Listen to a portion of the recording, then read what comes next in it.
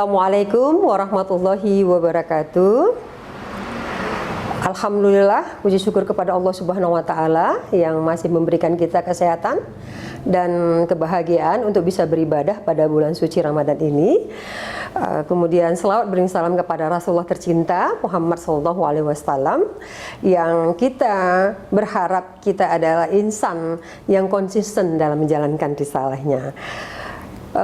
Saya cukup berbahagia bertemu dengan sahabat tarbiyah pada hari ini.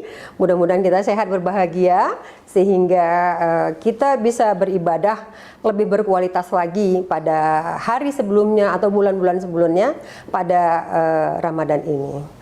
Pada kali ini kita bicara tentang zikir, di mana ketika kita mengartikan zikir adalah menyebut gitu ya. Dan saya mengajak kita untuk berdiskusi ya atau materi zikir ini kepada sahabat tarbiyah, bagaimana kita bisa melihat konteks kehidupan ya. Sahabat tarbiyah mungkin mengalami hal-hal di kehidupan secara ibadah, secara ketakwaan, secara ekonomi, yang bisa berkaitan dengan akademisi, pendidikan dan lain sebagainya. Mungkin di sana sini kita mengalami permasalahan yang sebenarnya tidak kita inginkan, tapi itu terjadi kepada kita. Apakah termasuk musibah dan lain sebagainya. Oleh karenanya zikir ini adalah salah satu penenangnya gitu. Salah satu penenangnya, di mana ketika kita berzikir ada rasa tenang ketika kita mengucapkan zikir itu gitu. Jadi sahabat tarbiyah, kita bisa mencontohkan bagaimana kekuatan zikir ini pada kita ketika kita mempunyai masalah atau musibah. Pada satu ketika mungkin di mana ya, di pesawat misalnya terjadi hentakan-hentakan atau seharusnya kita harus bisa landing tapi ada masalah di jalan, maka kita terpikir bahwa ada sesuatu kekuatan yang kita yakini dengan keimanan kita lalu berzikir, kita pasrah kepada Allah, dan itu membuat kekuatan kepada kita gitu ya. Ada lagi contohnya lagi sahabat tarbiyah yang saya sayangi, dengan kekuatan bulan suci Ramadan ini. Saya ingin mungkin kita semua sudah paham bahwa zikir itu bisa dengan dua hal. Jadi bisa dengan zikir yang sifatnya af'al, yang bisa lisan kita katakan bahwa ketika kita zikir subhanallah wa bihamdihi, subhanallah al-azimi gitu ya. Maha suci Allah dengan segala pujinya, dan Allah itu maha agung. Ketika kita sudah menyebutkan itu, maka tidak ada lagi tawaran yang lain yang membuat diri kita tenang, baik secara pikiran, hati, dan seluruh jiwa raga kita.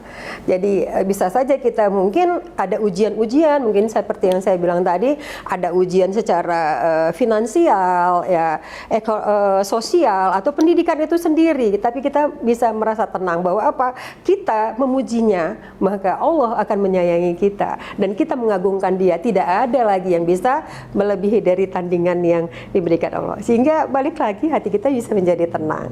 Kemudian yang kedua itu zikir secara hati gitu ya, qalbi gitu, secara hati.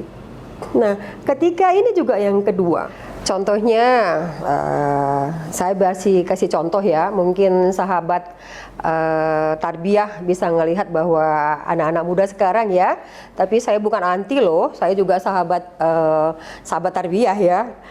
Artinya kalau melihat mau menghadapi berbuka puasa itu masih melekat sama kita itu dengan istilah ngabuburit gitu ya.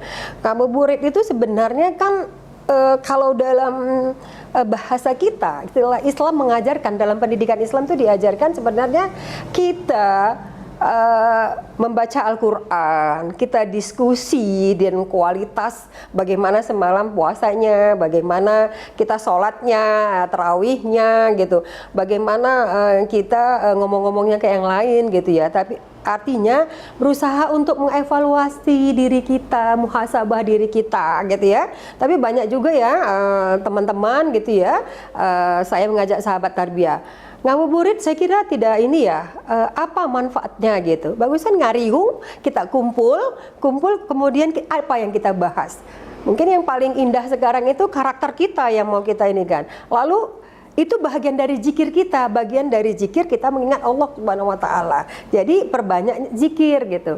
Sehingga kita merasa menjadi lebih tenang daripada kita ngabuburit tapi lupa. Mungkin yang kalau ada sahabat tarbiyah dia laki-laki tapi bonceng temennya perempuan, sehingga mereka sebenarnya memang mau zikir kepada Allah atau sekedar ingin belanja, beli takjil, sekedar beli takjil. Tetapi bagaimana tentang kekuatan keimanan zikir kita kepada Allah Subhanahu wa taala. Kemudian dibacakan lagi ayat-ayat Allah.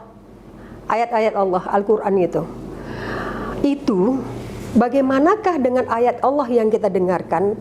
Sesungguhnya itu harus memberikan kekuatan iman ketakwaan kita dalam beribadah terutamanya. Itulah zikir yang menurut saya yang mungkin sama-sama kita pahami dengan dua zikir ini. Jadi zikir lisan dan zikir kolbi atau hati. Itu pemirsa.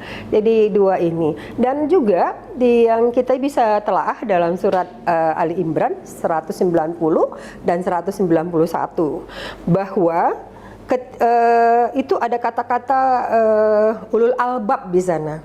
Jadi ulul albab itu adalah orang-orang yang pemikirannya cerdas. Pemikiran cerdas itu bisa dimulai dengan hati yang tenang, hati yang bersih, hati yang suci, dan ultimate goalnya dia menjadi manusia yang lembut. Gitu. Dia manusia yang lembut. Ketika hatinya lembut, dia bisa mengaktualisasikan kepada dirinya, kepada keluarganya, dan kepada masyarakat.